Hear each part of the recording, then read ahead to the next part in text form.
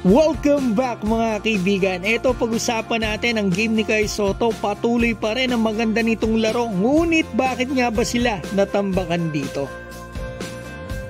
So eto, banatan na natin mga kaibigan. Simula pa lang ng game, talagang mainit na ang kababayan natin. Nakailang sunod agad siyang basket dito. Ito yung pangalawa, napakagandang pasa mula kay Kawamura. Sayang hindi niya binibigay yung ilang mga pasa niya. Kapag nalilibre si Kai, ang dali sana ng basketball. So ito yung replay.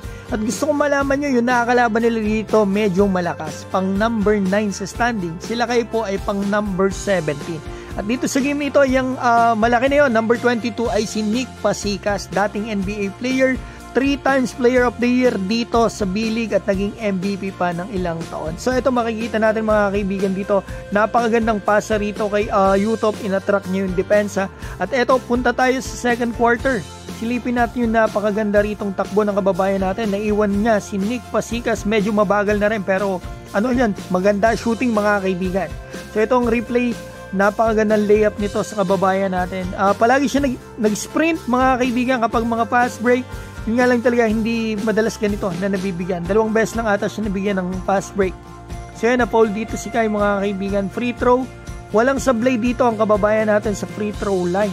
So yan mga kaibigan, sa pagbubuhat ni Kai nung una medyo nibago siya, hindi siya makapasok ng free throws. Pero dito kita natin na talagang ang shooting na rin talaga ng kababayan natin. Nagbalik na yung shooting niya. So rebound, naka 8 rebounds dito ang kababayan natin mga kaibigan. What more kung mahaba yung playing time niya kasi 22 minutes lang po siya naglaro dito. So ito, na-foul siya ni Nick Pasikas. Ang story ng game para sa akin mga kaibigan unang-unang depensa. Ang luwag ng depensa nila, medyo hindi sila nagkakaintindihan sa switching kaya nalilibre yung kalaban. So ito, pangalawa mga kaibigan, ang ganda ng ikot ng bola ng kalaban mga kaibigan. Ang ganda. Doon sila na-deck kaya mas nakakatira sila ng madali. So ito yung first half score natin. 12 points agad ang kababayan natin pero 14 points lang siya natapos sa game nito mga kaibigan. Sayang naman, ang ganda ng simula ng kababayan natin. Second half kasi, dami rin kasing turnovers, yung mga pasa nila Kawamura, makikita natin mamaya. Si Kawamura kasi ang daming turnovers, isa rin niya sa kinatalo nila. 6 na turnovers kay Kawamura. Ayun niya kaagad ibigay. Dinidribble pa niya papasok. So yan, kinansyawan pa ni Nick Pasikas, pampatas ng self-confidence niya. So ito makikita natin, another hustle play, rebound sa kababayan natin. So ito si Kawamura, sayang talaga, 6 yung turnovers nito.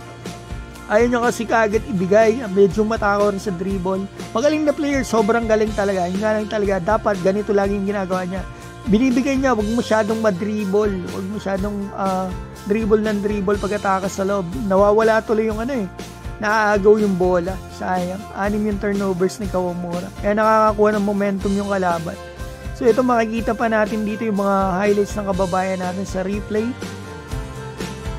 Sana yung mga yung mga pass break kay binibigay nila ng ganito kasi lagi nag-sprint si Kai. So ito, another rebounds na naman kay Kai. Fourth quarter na to mga kaibigan So ito, turnovers na naman dito kay Yuki Kawamura. At masasabi ko rito ang ating kababayan naka 14 points, 8 rebound, 5 out of 8 sa field. Makikita natin yung kabuuang stats mamaya. Nangansyaw pa si Nick Pasikas kasi naka 26 points dito si Pasikas, 6 na 3 points sa mga kaibigan. 18 points na agad yun. Natambangan sila dahil dito mga kaibigan. Talo sila sa shooting, depensa at yung mga turnovers nila. Para sa akin mga kaibigan, itong game ni Kai, maganda pa rin yung pinakita niya sa game na ito. Mas maganda sana kung mas maraming touches ang kababayan natin. So isipin nyo, 8 beses lang siya nakatira dito sa game na ito. What more kung mas maraming attempts at mas mahaba ng konti yung kanyang playing time. Sigurado double na naman. Eto mga kaibigan, masasabi ko, kung kayo po ay may opinion, mag-comment po kayo dyan sa baba. Basta masasabi ko, yung 3 import ng Yokohama, 17 points lang. Si Oliver, Utop at Scott. Eto mga kaibigan, si Oliver 34 minutes naglaro, 7 points lang. Utop 30 minutes, 8 points lang. Si Scott 13 minutes naglaro, 2 points lang. So mga kaibigan, talo talaga sila. Si Kai lang at si Kawamura nakahigit 10 points.